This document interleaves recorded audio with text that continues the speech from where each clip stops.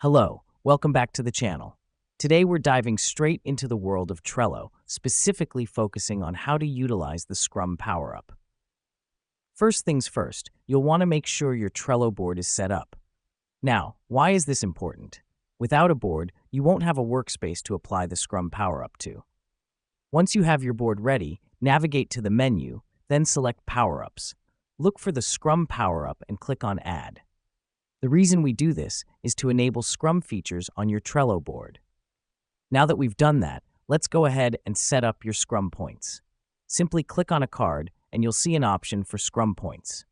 This helps us because it allows you to assign point values to tasks, helping you estimate the effort needed for each task.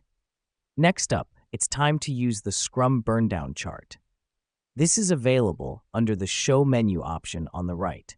This chart will give you a visual representation of your project's progress. Here's what's happening behind the scenes. It's displaying the total Scrum points over time, giving you an easy way to track your work. Lastly, don't forget to make use of the Scrum checklist. This will help you break tasks into subtasks and assign them Scrum points. It's a fantastic way to manage your workflow in a detailed manner. And that's it. You've now successfully set up and utilized Trello's Scrum power-up. Remember that the key is in the details. Utilize each aspect of the Scrum power-up to effectively manage and track your project's progress. Keep up the good work, and we'll see you in the next video.